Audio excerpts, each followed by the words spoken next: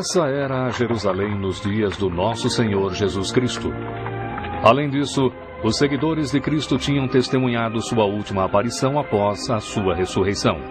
Eu queria que tivessem visto. Devia haver centenas de nós lá. Foi uma visão gloriosa. Sim, João, você já disse isso. Mas o que o nosso Senhor disse? Repita as palavras dele. Ele disse algo sobre restaurar o reino para Israel? Simão fez a mesma pergunta e... E o que ele disse? Ele disse: não vos pertence saber os tempos ou as estações que o Pai estabeleceu pelo seu próprio poder. Mas recebereis a virtude do Espírito Santo que há de vir sobre vós. E vós sereis testemunhas em Jerusalém e em toda a Judéia e Samaria e até aos confins da terra. Diante de nossos olhos ele foi elevado às alturas, e uma nuvem ocultou-o de nossa vista. E, enquanto ficamos parados sem fala, 2 homens de branco se juntaram a nós e disseram: varões galileus, por que estáis olhando para o céu? Esse Jesus que dentre vós foi recebido lá no céu, há de vir aqui, assim como o ouvistes ir para o céu. E assim é provável que nos dias que se seguiram, essa história tenha sido contada sem parar. O Senhor ascendeu, mas ele virá de novo. Enquanto isso, os discípulos deviam esperar pelo poder prometido, que os tornaria testemunhas efetivas. E no dia de Pentecostes, quando estavam todos reunidos no mesmo lugar, veio de repente do céu um som, como de um vento forte e impetuoso, e apareceram línguas como que de fogo, que pousaram sobre cada um deles. E todos foram cheios do Espírito Santo. E eles começaram a falar em outras línguas, em idiomas estranhos aos seus ouvidos. E as pessoas que estavam visitando Jerusalém, de diversas partes do mundo, ficaram intrigadas ao ouvir alguns apóstolos falarem o seu idioma. Os partos diziam entre eles: por que esses homens falam na língua da nossa pátria? E os árabes que os ouviram também se maravilharam.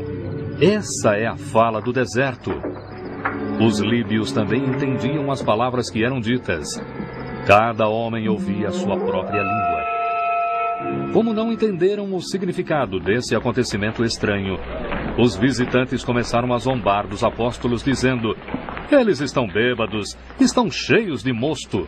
Varões judeus, e todos vós que habitais em Jerusalém, seja-vos isto notório, e escutai as minhas palavras.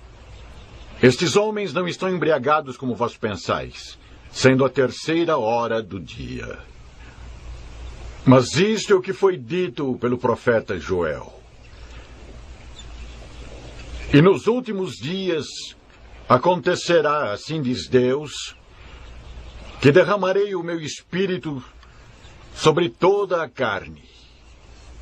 E acontecerá que todo aquele que invocar o nome do Senhor será salvo. Varões israelitas, escutai estas palavras. A Jesus Nazareno, varão entre vós, aprovado por Deus, com maravilhas, prodígios e sinais, que Deus fez por ele no meio de vós, como vós bem sabeis.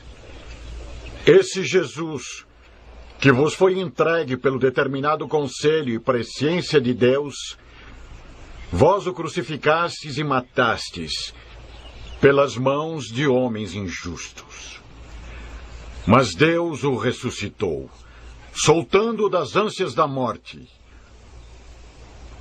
pois não era possível que fosse retido por ela. Assim Pedro continuou a testemunhar, pedindo àqueles que tinham rejeitado o Senhor a se arrependerem e a se batizarem. E todos os discípulos se alegraram com essa demonstração inspiradora do poder do Espírito Santo que tocou o coração das pessoas. Foi de fato um triunfo glorioso, pois nesse dia 3.000 pessoas receberam a sua palavra, foram batizados e somados à igreja.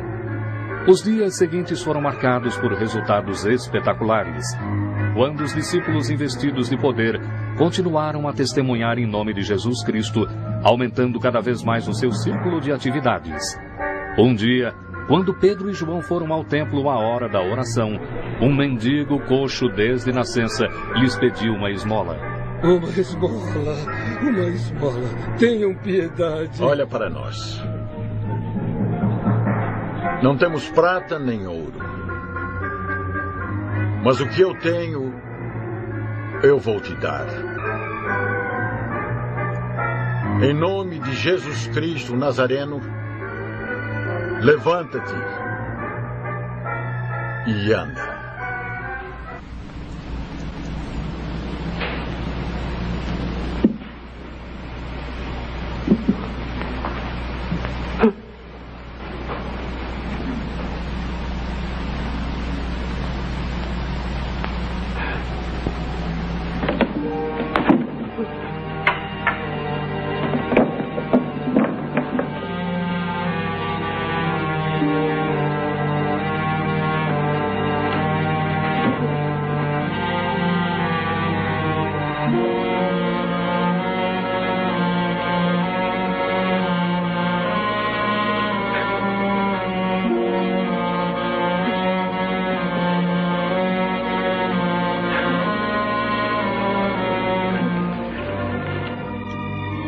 Obrigado, obrigado, obrigado. Meu Deus, ele me curou.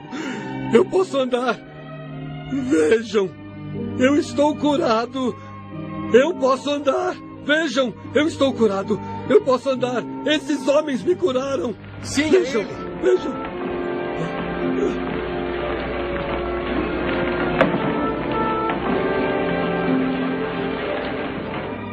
Varões israelitas, por que vos maravilhais disto?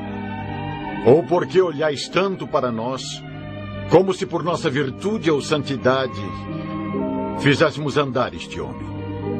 O Deus de Abraão, de Isaque e de Jacó, o Deus de nossos pais, glorificou a seu filho Jesus, a quem vós entregastes e negastes perante a face de Pilatos, tendo ele determinado que fosse solto. Mas vós negastes o santo e o justo, e pedistes que se vos desse um homem homicida, e matastes o príncipe da vida, ao qual Deus ressuscitou dos mortos, do que nós somos testemunhas. E seu nome, pela fé no seu nome, fez fortalecer a este homem, que vedes e conheceis. E a fé que é por Jesus deu a este homem saúde perfeita na presença de todos vós. E agora, irmãos, sei que o fizestes por ignorância, como também os vossos príncipes. Mas o que Deus já havia anunciado pela boca dos seus profetas, que o Cristo havia de padecer, ele assim cumpriu. Arrependei-vos, pois, e convertei-vos, para que vossos pecados sejam apagados. Muitos dos judeus ouviram e acreditaram. Mas o sumo sacerdote, furioso porque Pedro estava ensinando o povo e anunciando a ressurreição de Jesus dos mortos, ordenou que Pedro e João fossem presos. Assim, eles foram levados para serem julgados no dia seguinte. Naquele dia, a reunião do Sinédrio estava repleta de agitação. Esse era um caso importante, pois tratava-se da difusão desse movimento novo e herético que insistia em pregar em nome de Jesus. Ele tinha que ser detido. Esses homens ensinam sem autoridade. E o que é pior, anunciam através de Jesus a ressurreição dos mortos. E muitos daqueles que ouviram acreditam. Isso é heresia. Eles têm que ser silenciados.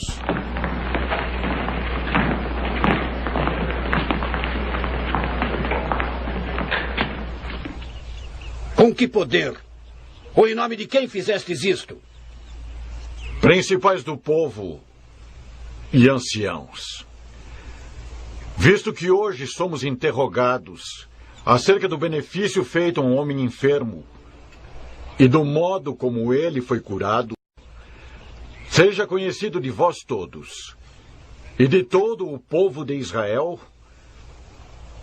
que em nome de Jesus Cristo o Nazareno, aquele a quem vós crucificastes e a quem Deus ressuscitou dos mortos, em nome dele é que este homem está são diante de vós.